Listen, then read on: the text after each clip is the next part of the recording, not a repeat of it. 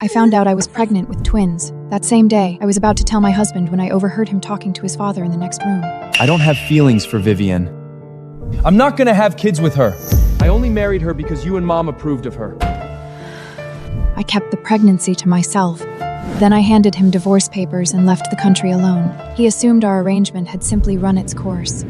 He didn't try to stop me. 4 years later, I came home to New York with the twins to visit my grandfather, who had fallen seriously ill. An old friend of Cassian's named Quinn spotted me the moment I arrived at the hospital. Cassian had spent 4 years trying to track me down. Quinn called him. Cassian was in the middle of a board meeting. Vivian is back in New York. She's visiting old Mr. Morgan. He ended it on the spot and left. Old Mr. Morgan. I gave the front desk my grandfather's name and found the room without any trouble. He knocked. A warm voice came from inside. Cassian's heart was pounding. Come in. I thought it was a nurse. I wasn't expecting the man who walked through that door. My lips parted. How is he here? It had been 4 years. He looked exactly the same. Cassian smiled and walked in. Mr. Morgan, I heard you weren't feeling well. I came as soon as I could. He looked at Cassian warmly. Cassian, good of you to come. Sit down, sit down. There was only one sofa in the room. I was already sitting on one side. He turned his head and looked at me with an easy smile. Viv, it's been a while. I pressed my palm against my knee and managed a small smile. Yeah, it has. Cassian kept Perhaps not talking with Cassian. my grandfather, You were but his bad. eyes kept drifting back to me. My grandfather watched him carefully. After about 40 minutes, Cassian stood to leave. My grandfather looked at me. Viv, walk Castle down, would you? I didn't want to, but I walked out with him anyway. We moved down the corridor side by side. These past few years, have you been okay? Pretty good. You? He smiled. Same as always. That wasn't true. It took him a few months after the divorce to understand how much he loves me. By then, I was already gone. He'd spend every day thinking about me. I stood on the sidewalk with a polite smile as Cassian opened the car door. Thank you for coming to see my grandfather today. It means a lot. Don't mention it. If you ever need anything, call me, even just as a friend. I nodded and turned back toward the hospital entrance. That is when Sebastian came through a side door with the kids, my son and daughter, both of them toddling toward me on short legs. I scooped one up in each arm and kept walking. Cassian's car hadn't moved. He leaned forward, the window tint clearing, and saw a man with 2 small children, all 3 of them gravitating straight to me. Something in his chest tore open. Office. The car pulled away. He stayed at the office until almost 9. Work was the only thing that kept the images at bay. But the moment he closed his eyes that night, the scene outside the hospital replayed on a loop. She'd moved on, married someone else, built something real. She used to be my wife and I didn't take care of what I had. The desk lamp burned all night. By the time morning light filtered through the curtains, he hadn't slept. He pressed his fingers to his temples, got up, showered, drank 2 large black coffees, and went back to work. 2 weeks later, Grandpa was cleared to leave the hospital. My brother Alex and I arrived early that morning to bring him home. The car pulled through the gate of the Morgan estate and into the drive. Before it had fully stopped, the twins came running.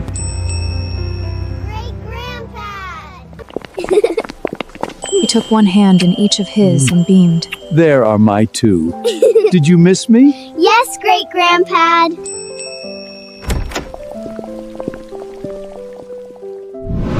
The house had always been quiet, just the housekeeper and the staff. Now there were children's shoes by the door and crayon drawings on the hall table, and the rooms felt warmer than they had in years. That evening, after I got both kids down, I slipped out of their room. The housekeeper was waiting in the hallway. Miss Whitfield, your grandfather is asking for you in the study. I'll be right there. When I reached the second-floor study, I found Grandpa and Alex already seated at the table by the window, just several folders spread across the surface. Vivian, what happened? Henderson said you called me in a hurry. Well, looks like there was a misunderstanding. My dear, sit down. You look terrified. I greeted them both and settled into an empty chair.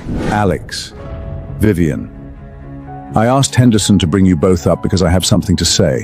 Your mother was my only child. That makes you my only heirs. After this illness, I know I'm not what I was. You'll need to take responsibility for the family's business. Both of you. My chest tightened, watching him in the lamplight, silver-haired, a little thinner than before. Grandpa, I'm still at Helios Corp. Helios Corp was our father's company. Our father had built it from nothing. And for the past 5 or 6 years, Alex had worked there as a junior sales rep. Our father's explicit instruction. You'll run the company one day. You can't run something you don't understand from the ground up. So Alex stayed, year after year. His performance didn't matter. His father never mentioned a promotion. Alex, why do you still have any illusions about that man? If he had plans for you, he wouldn't keep you in the same entry-level role for 6 years. My own grandson, working as a glorified junior for half a decade. Does that make any sense to you? Grandpa, if I walk out now, won't those years be wasted? I understood both sides.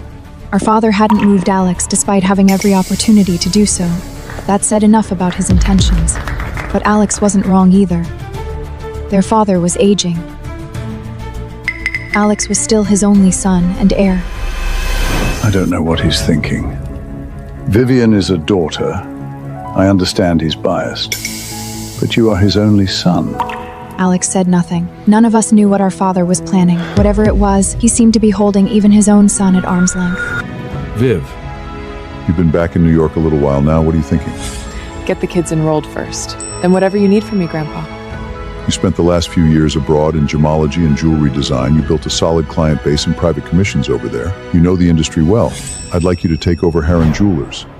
I kept my voice easy. Should I start at the bottom first? He laughed. Neat, I trust you completely. Even if you run the whole thing into the ground, consider it practice. Something warm moved through me. I'll give it everything I have. When we'd finished talking about me, Grandpa looked back at Alex. You're the Whitfield heir, but you're also mine.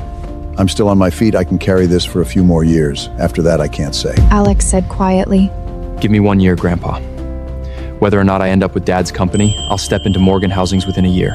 You'll be able to rest. Grandpa finally nodded. Good. 1 year. It's late. The three of us said goodnight. Good night, Grandpa. The penthouse on the 23rd floor of Riverside Tower. I hadn't been back in years. I'd kept the access code but expected the biometric registry to have purged me long ago. I said my name.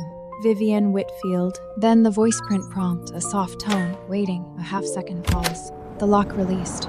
The real estate agent stepped in behind me. He looked around. Everything's been kept clean.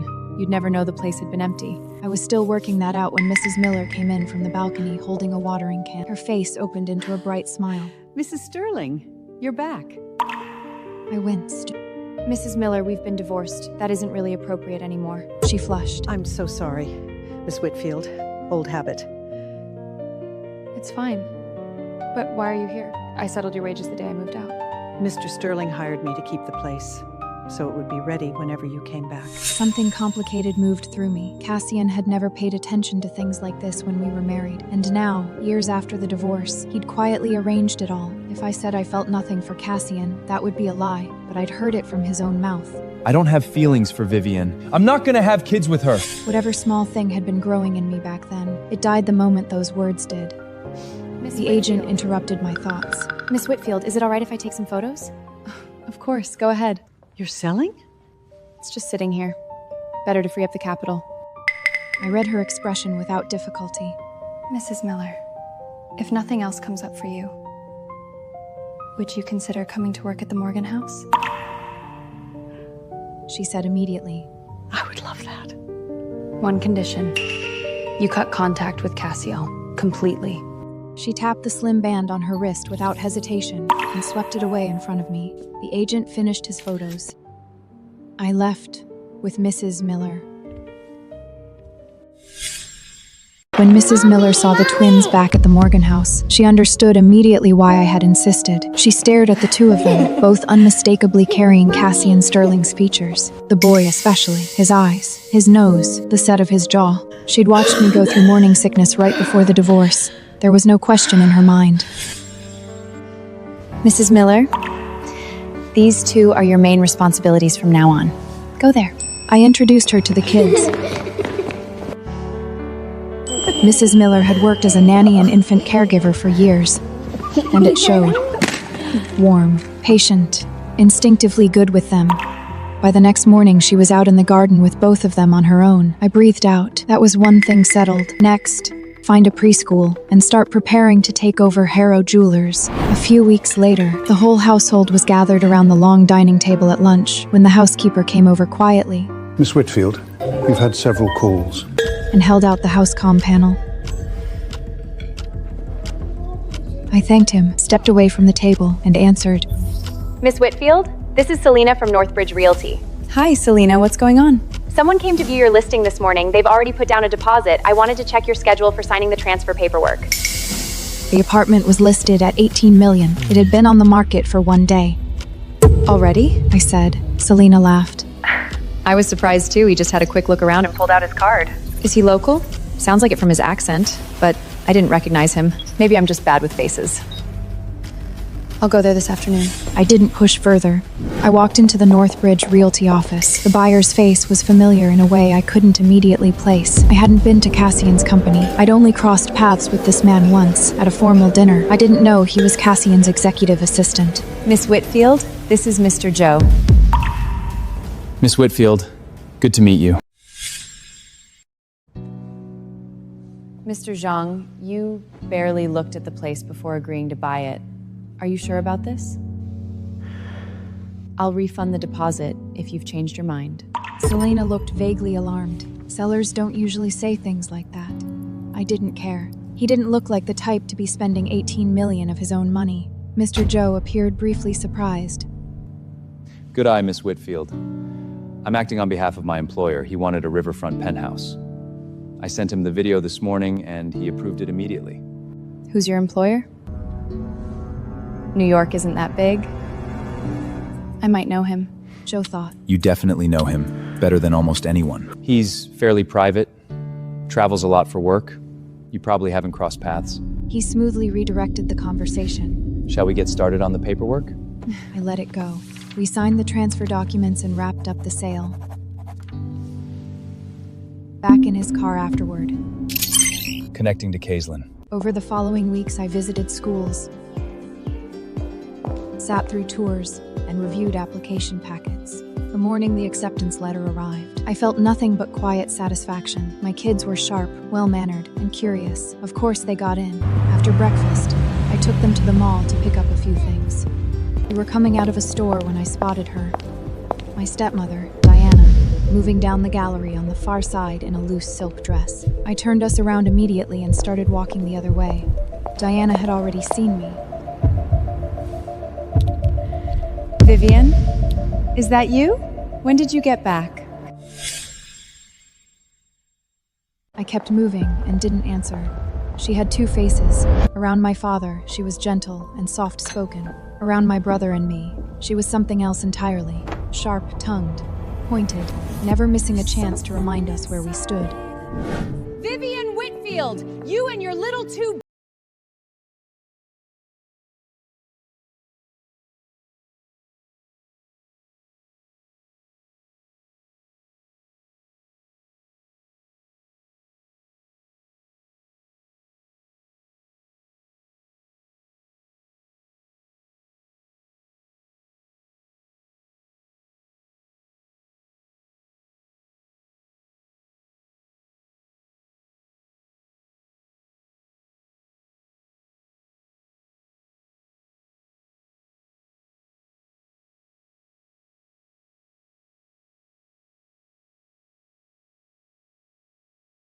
Under the fabric, I filed it away. It explained everything, why our father had kept Alex in that entry-level job for 6 years. He was waiting to see what came next. That evening, at the rooftop suite of a bar downtown, Cassian stood at the floor-to-ceiling windows in a black shirt and trousers, a whiskey glass in one hand. His back was to the room. He looked like he was watching the city, but he wasn't really seeing it. Quinn and Marcus pushed through the door. They took one look at him and both went quiet for a moment. I heard Vivian's back in New York. Why do you still look like someone ran over your dog? Quinn had tried to cut him off. He hadn't been fast enough. Cassian turned and looked at them without saying anything. He went to the bar, picked up the bottle, and poured himself another measure. Quinn shook his head slowly. He is in bad shape. His voice came out rough. She's married. 2 kids. I know it's hard, but she's moved on. Maybe it's time you did too. Marcus nodded. She's remarried, she has a family. What can you do? Stop putting yourself through this. Let her go. You two have never had your heart broken. You don't know what this is like. 4 years of nothing, and I still couldn't let go. Now she's right here in the same city. It's worse, not better. So what are you gonna do? Cassian looked down. A strand of hair fell across his forehead. He didn't answer for a long time. He picked up his glass and finished it. He didn't know what he was going to do, but he knew this. If he couldn't have her back, he wouldn't marry anyone else. Quinn and Marcus gave up trying to comfort him. They just drank with him instead. Cassian got very drunk that night. He dreamed. In his dream, the system found a seam and pulled him through it, back to 4 years ago, the way a memory reconstruction feels when it runs too clean. Edges too sharp, silence too complete. He was drunk that night. Reckless, exhausted, lonely. She tasted like wine and winter air when he kissed her. Later, in the pale glow of the bedside lamp, he noticed the small crimson stain against the white sheets. He remembered staring at it for a long time. For a moment, she had looked unbearably beautiful. Morning at the Morgan estate. I came downstairs with the twins to find Grandpa already at the head of the table. The kids climbed into their seats and looked at him expectantly. Mango pudding and a slice of chocolate cake appeared on their plates, and both children lit up. Grandpa had quietly hired a pastry chef just for them. We were midway through breakfast when a loud bang came from outside. The housekeeper quickly picked up the intercom. A moment later, Mr. Morgan, your son-in-law is here. He drove through the front gate. Grandpa stood up. His voice was composed and cold. I'd like to see what he thinks he's doing. I told Mrs. Miller to keep the kids at the table and followed my grandfather outside. My father was standing in the drive. When he saw Grandpa, he straightened up, and then he saw me, and whatever composure he'd managed collapsed back into fury. Mr. Morgan, ask your granddaughter what she did to my wife. My grandfather's jaw tightened. I told my grandfather exactly what had happened. She called my great-grandchildren that word first. In my view, 1 slap was lenient. If you come into my house and speak about Vivian's children that way again, I will have you removed.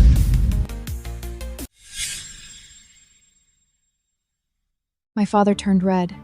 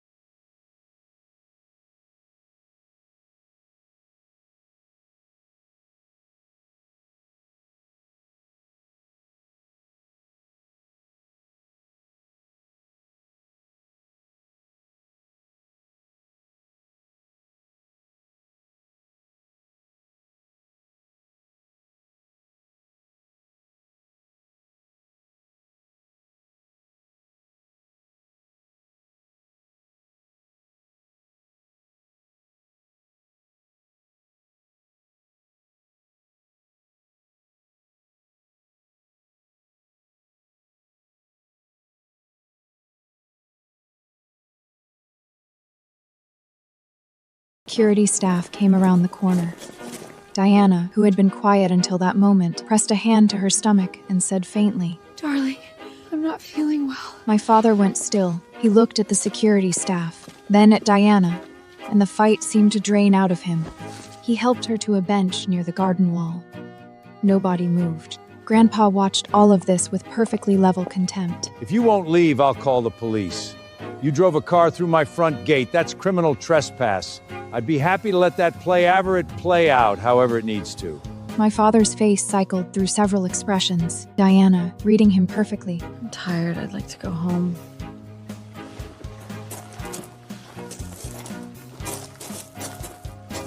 He helped her to the car. As they were pulling out, my grandfather called after him pleasantly. The repair bill for the gate! I'll have my assistant send you the bill later. We went inside. I took Grandpa's arm and walked with him to the sitting room, and we both took a breath. He's becoming more embarrassing by the day. Don't let him get to you. He's not worth it. I knew who my father was. I'd always known. To him, I was a chip to play, a name to trade. When I stopped being useful, he let me go without a second thought. We settled onto the sofa together. After a moment, Grandpa said, He's always resented me. I didn't know there was anything between you. A few years before you came back, Helios Corp hit a cash crisis. He came to me, asked me to bail him out. I said no. Your mother made me promise years will figure it out eventually.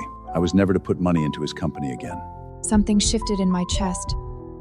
I blamed you for that, for a while. When the money ran out, the only option left was to marry into the Sterling family. That was how I ended up with Cassian. $500 million that kept Helios Corp from going under.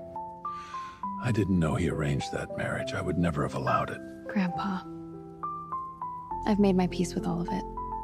Without Cassian, I wouldn't have my 2 kids. And you were right not to keep bailing him out. People have to learn to stand on their own.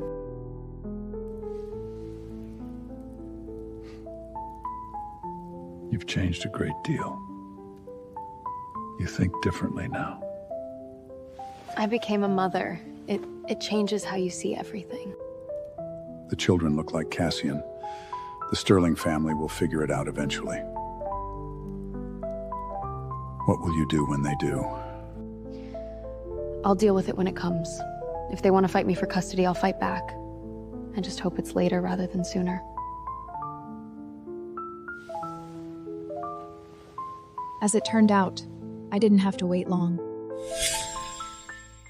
We'd barely finished the conversation when the housekeeper appeared at the door. Show her in. I moved quickly. Mrs. Miller, take the kids to the back garden, please. Lily Sterling.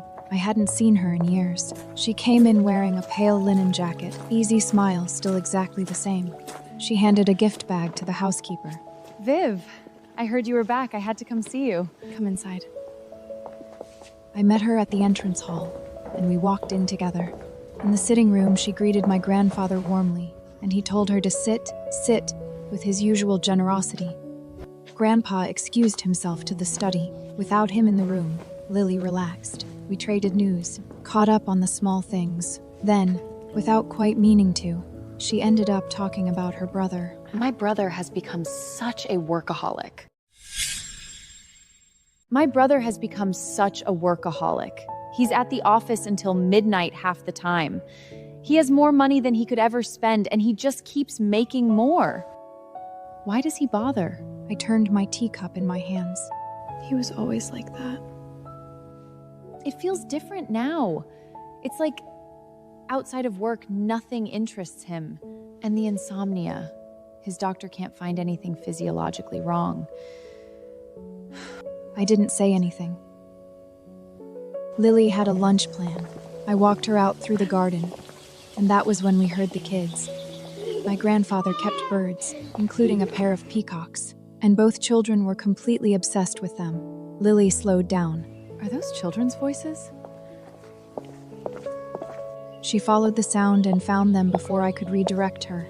My son and daughter, 3.5 years old, crouching near the peacock enclosure. She went very still. I waved at the kids. They trotted over. Say hello. Hello. You're both so sweet. You can call me Lily. Where's their father? Don't you have lunch? Walk with me. As we made our way to the drive, I said, Their father is still overseas. He has things he can't step away from right now.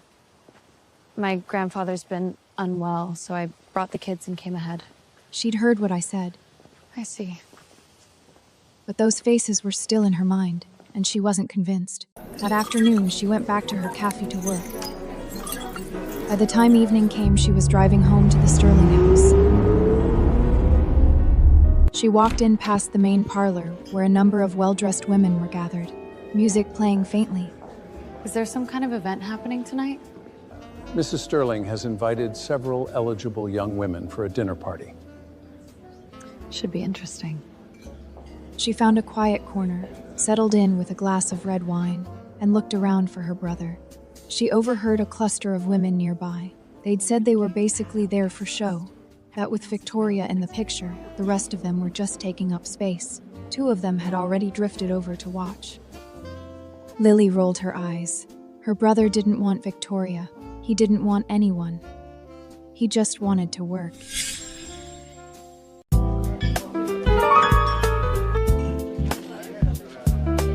Lily waited all evening.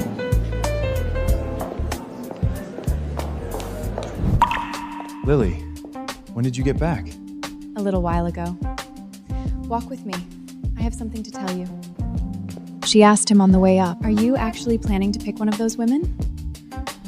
Of course not. Then why show up? Mom gave me a choice. Come to the dinner or meet them one-on-one. The dinner seemed like the lesser catastrophe. Then she remembered. She's trying the same thing with me, by the way.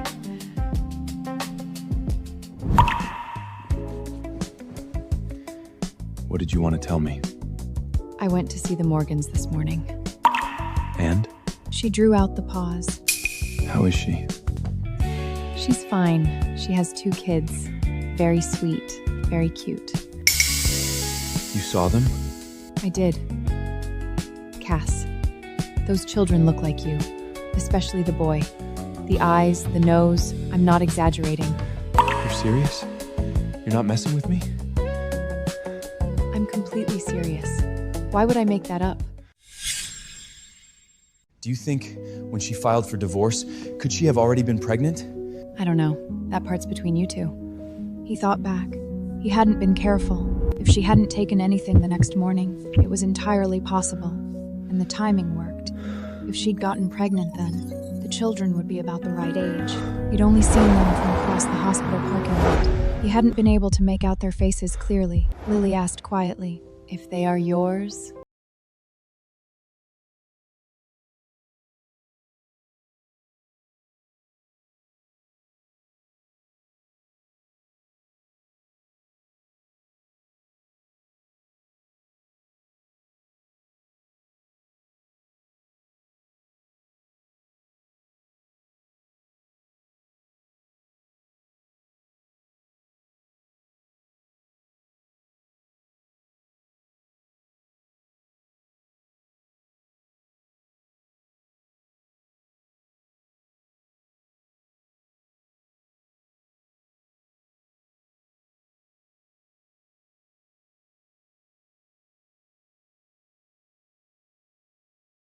Full sweep. 3 days later, the compiled file arrived through the encrypted channel. Cassian opened it on the wall panel and read it through twice, and something in his chest that had been clenched for 4 years slowly let go.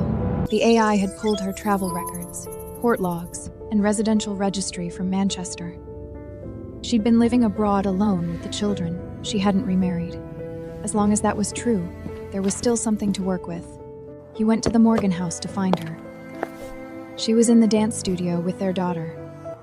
A small figure in a white ballet skirt stood at the bar beside her mother, and the 2 of them moved in front of the mirror in perfect synchrony. Graceful, unhurried, beautiful. Cassian stood in the doorway and didn't make a sound. He didn't want to break it. When the music stopped, he noticed the boy for the first time. His chest tightened. Vivian straightened up from toweling off her daughter's face and saw him in the doorway. The boy got there first. He walked straight up to Cassian and looked up at him with frank curiosity. Who are you? Cassian had absolutely no idea how to answer that. Vivian came over and touched her son's shoulder. Julian Rain, this is Mr. Sterling. Hi, Mr. Sterling. Something bitter and sad moved through him. Vivian sent them off with Mrs. Miller for water and a change of clothes. Then she led Cassian up to the third-floor sitting room, and they took seats on opposite sides of the low table. She looked at him with a calm, direct expression. What brings you to the Morgan house? You're smart, Viv. You already know. She picked up her teacup and set it back down. If it's business, you should speak with my grandfather. It's not business. His eyes stayed on her face. I want to talk about the children. They're mine, aren't they? She kept her voice even. They're mine. They don't have anything to do with you. Then explain why they look exactly like me. Children take after their parents. Their father happens to have similar features to yours. The corner of his mouth curved slightly. His voice was almost gentle. Similar features. Viv, you've gotten very good at lying with a straight face. Tell me, who is their father then? She sat up straight. After the divorce, I met someone abroad. We were together a few months. It didn't work out. He studied her. I had the children and raised them on my own. Anyone else might have believed it. He didn't. Then let's run a quantum gene trace. The results don't lie. She looked down at her tea. The room was quiet. After a moment, he said, You won't agree to it? She let out a breath. Fine, if that's what you want. Julian slid off his chair, crept up to the third-floor door. The door was solid and gave nothing away. He waited several minutes, then gave up, retrieved a book from the study, and went back to his room. Did you hear anything? Is he our dad? No, I couldn't hear. Rain pressed close to him, whispering. I thought maybe he was. Since the day I told them their father was alive, that he hadn't died, both children had quietly been waiting. When Cassian walked in, something in both of them had responded to him in a way they couldn't explain. They'd only just met him, but there was a pull there. A familiarity they didn't have words for yet. Julian looked at his sister. Do you like him, Mr. Sterling? She nodded. Do you like him more than Sebastian? Mr. Sterling is really handsome, but I think I like Sebastian more. Outside the door, Sebastian stopped walking. He waited.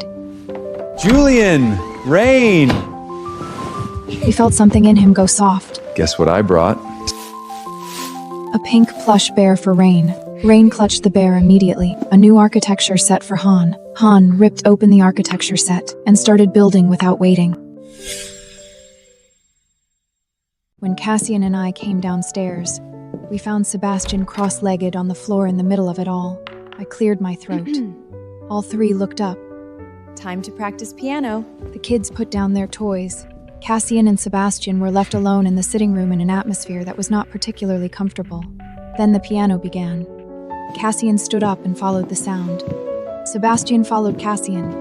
Rain was at the grand piano, posture perfect, eyes on the sheet music, playing with startling precision for her age. I stood beside Han near the window, both of us listening. When she finished, a few notes were off. Here, this section builds. Feel the swell of it. I played it through for her once. I understand, Mama. She played it again. The evening light came through the tall windows and fell across my face. I was entirely focused on her.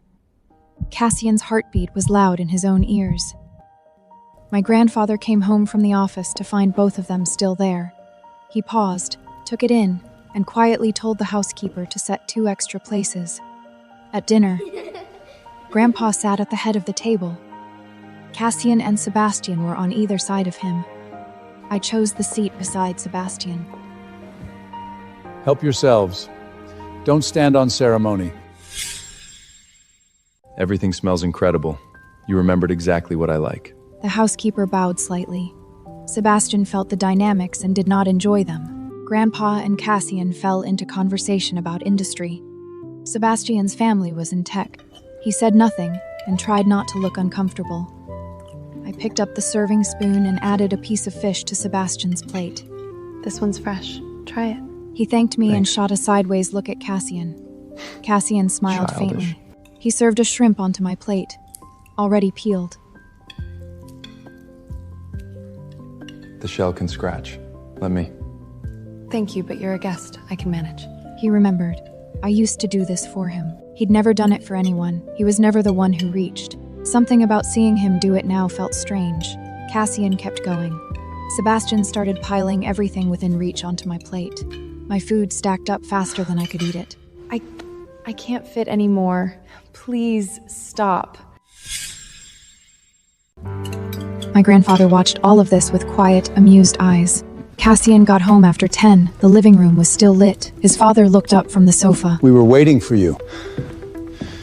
This late? What's going on? We wanted to ask you about the children. Why didn't you tell us? Lily told us. You kept this from us? He stayed calm.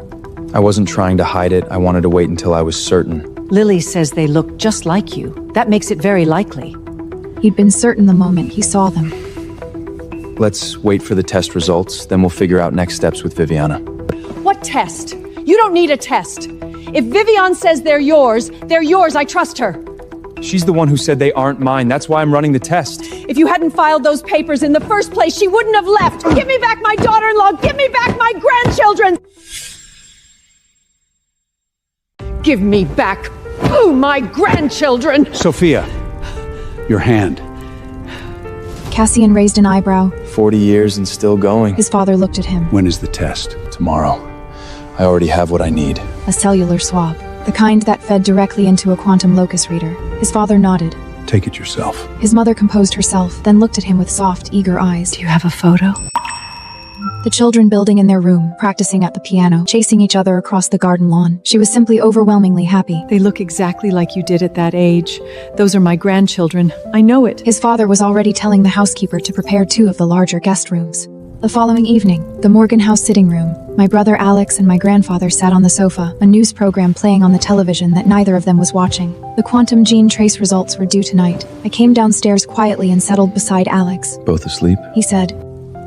They wore themselves out this afternoon. Knocked out halfway through the second story. Grandpa sighed gently. The results should be ready by now, Viv. I kept my voice light. Not much suspense in it. I took out the comm panel. I opened the secure message channel. The result was there. I scrolled down. Read it. I went very still. The tested individuals do not share a biological relationship? I had been with one person. Exactly one. In my entire adult life. These children could not be anyone else's. And yet, Alex saw my face and reached for the panel. He read it. He looked up at me. Grandpa leaned forward. What is it? He put on his reading glasses and leaned over the panel. His lips moved slightly. How can this be? I steadied myself. Grandpa, this is good news. Someone is looking out for us. The results say the children aren't Cassiel's, which means he has no legal grounds to pursue custody. That's the best possible outcome for me. I just hope it holds up for as long as possible. Once the Sterlings get involved, everything gets complicated again.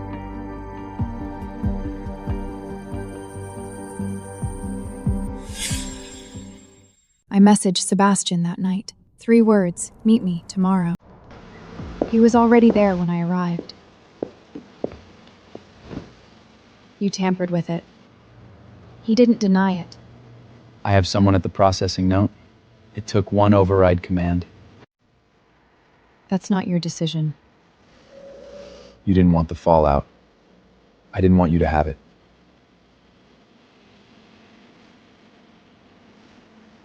If he runs another trace, you can't stop it.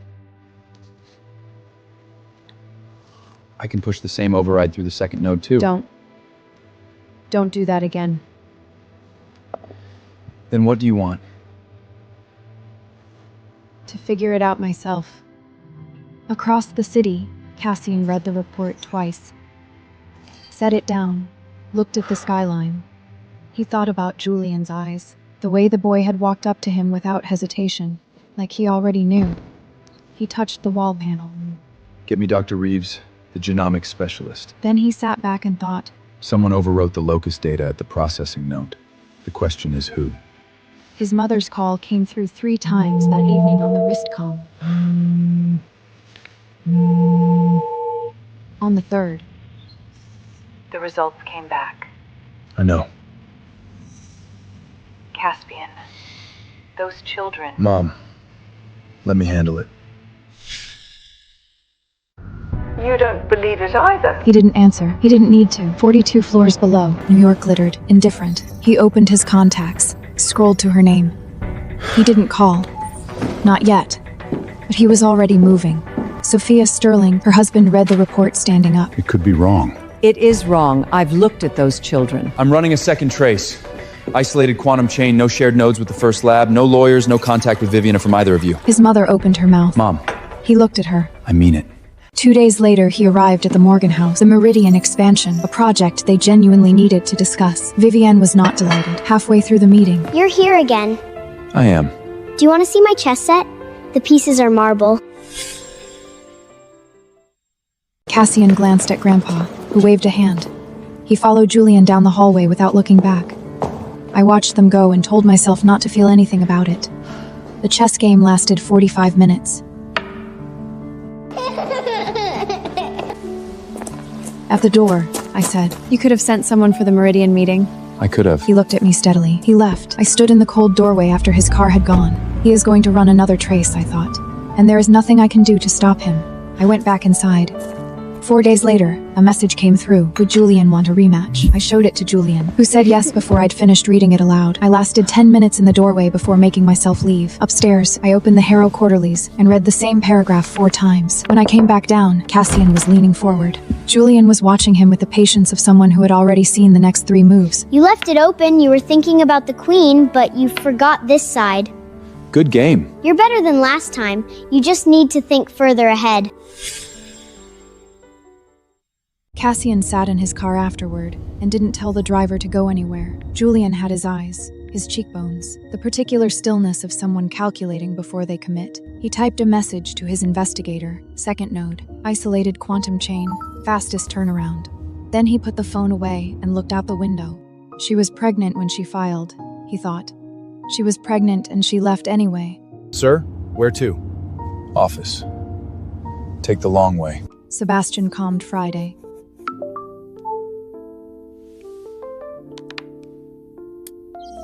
The Whitfield Foundation Gala, next Thursday, 2 seats. Come with me. It's not a date. It's not a date. It'll benefit the Harrows. Fine, I'll come, but in my own car. At dinner, I mentioned it. Sebastian invited me to the Whitfield Foundation Gala. Alex looked at his plate with careful neutrality. Say it. Sebastian's a good man. Be honest with him about where things stand. Things don't stand anywhere yet. That's my point. Grandpa refilled his tea and said nothing. The gala was everything Sebastian promised. Good champagne, the right crowd.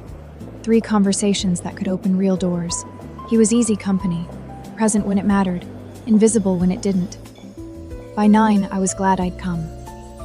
Then I saw Cassian across the room. Sebastian followed my line of sight. He was always going to be here. I know. Viv, is there anything left? For you? Not him. You? Sebastian deserved a real answer. I gave him one. I don't know yet. He nodded slowly. Okay, I'd rather know than not. Across the room, Cassian turned his head and found me without searching. 2 seconds, then back to his conversation. Sebastian handed me a fresh glass. There's someone from the auction house you should meet. I followed him. I felt those 2 seconds for the rest of the night. 5 days before the results, Cassian appeared with a chess book for Julian. No business reason, just the book, set on the hall table. Julian materialized in 30 seconds and said, "Come on," and that was that. He came back the next day with a contract amendment, 40 minutes of business, then another hour with Julian. The day after, no reason at all. Just a message. "Is Julian home?" I replied, yes. He arrived 20 minutes later. I didn't stop him. I told myself it was because the children deserved to know their father. That was true. It was also true that I'd started listening to his car in the drive without meaning to. On the 4th day, I was in the garden with Rain when he came around the side of the house. Rain held out her hand toward him. Shh, you can look, but be quiet. He's nervous. Cassian crouched to her level. What's his name? Rain considered. Gerald. Good name. I watched Cassian watch my daughter and thought, the results are coming. Things are already different from a week ago. I didn't know yet if that was good. Dad reached out through his lawyer. Alex called Tuesday. Helios is in trouble. I already knew. There'd been a piece in the financial press 2 weeks ago. Vague but readable, over-leveraged. Bad deals were made without the board. How bad? Bad enough that he's calling us. Another pause. Diana lost the baby. Early, but still. Wait! We met at the diner near his office. Corner booth, bad lighting, good pie. We'd been meeting here since college. The kind of place where you could say things out loud. I'm not asking Grandpa to bail him out. I know. He made his choices. I know that too. But if Helios goes under, people downstream lose everything. People who had nothing to do with his decisions. There's a difference between helping him and helping them. I won't do one, I might do the other. That's very fair of you. It's just the line I can live with. Neither of us called our father back that day, but we both knew we would.